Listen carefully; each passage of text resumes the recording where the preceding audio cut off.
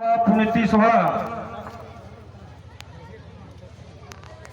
समस्त भक्त परिवाराच्या वतीनं सालाबदाप्रमाणे याही वर्षी अतिशय आनंदामध्ये थाटामध्ये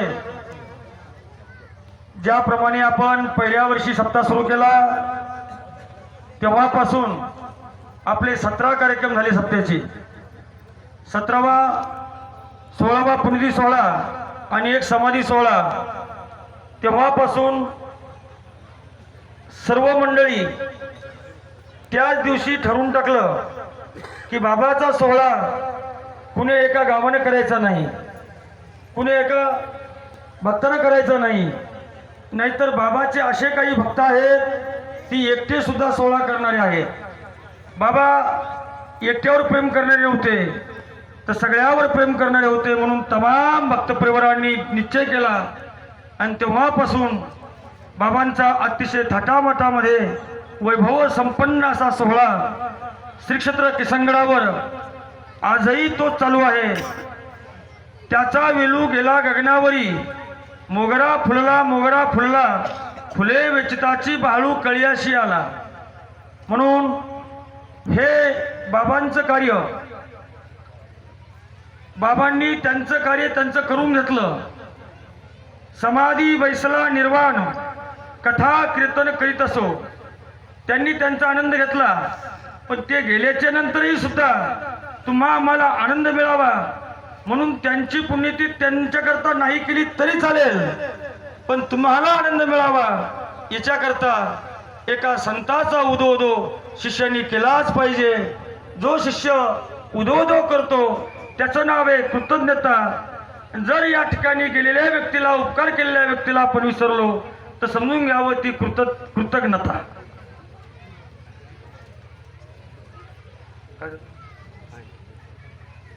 या साहेब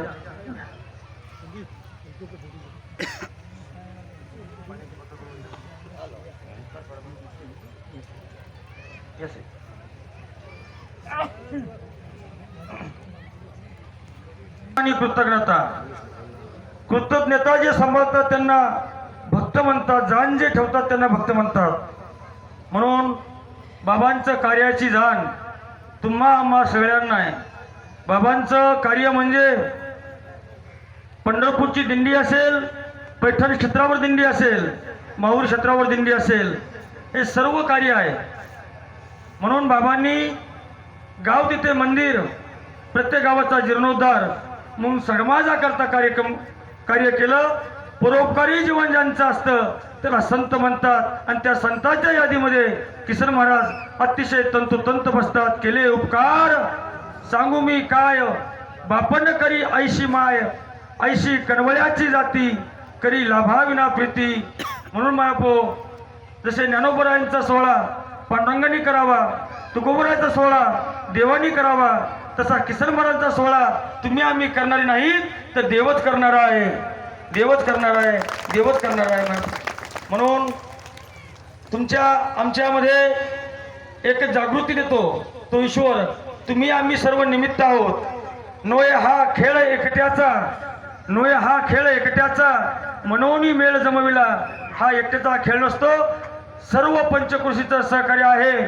म्हणून तो सोहळा या ठिकाणी आजही 16 वर्ष पूर्ण करत आहेत आज त्या थाटामाटामध्ये. म्हणून याच्यामध्ये निष्काम कर्मयोगी बबंबा हांडेकर असतील, यांनी मला सांभाळलं, यांनी मला उभं केलं. मला बोलणं येत नव्हतं त्यावेळेस बाबा कृपा कटाक्ष निहाळले, आपल्या पदी बैसविले. महाराज गावबानी जसं भागवत लिहावं तद्वत त्याच न्यायाप्रमाणे न बोलणारा बोलू लागला. आज एवढा मोठा वारकरी संप्रदाय सांभाळणं इतकं सोपं नाही. म्हणून तुम्ही आम्ही करून घेणारे नाहीत तर करणारे किसन बाबा आहेत. फक्त अकृत्रिम शक्तीने ते करून घेतात. म्हणून या सोहळ्याकरता सगळ्यांचं सहकार्य आहे. सगळे ज्यांनी ज्यांनी हे सहकार्य केलं त्यांना मी साष्टांग दंडवत करतो आणि असंच प्रेम आपल्या गडावर राहू द्यावं अशी या ठिकाणी गडाच्या वतीनं मी तुमच्याकडे विनंती करतो. काही गोष्टी महाराजाकडून चुकल्या असेल, कधी बोललो असेल, मोठ्या अंतकरणाने मला माफ करायचंय. या कार्यक्रमावर बऱ्याच दिवसापासून बरीचशी मंडळी प्रेम करतायत. म्हणून त्यामध्ये आदरणीय बबनरावजी लोणीकर असतील, आदरणीय सुरेशकुमार जेतले असतील, आदरणीय सर्व मंडळी आहेत. म्हणून खास उपस्थिती म्हणून सुरेश भाऊ जेतलिया, खरोखर किशन बाबांचा आशीर्वाद आहे त्यांना.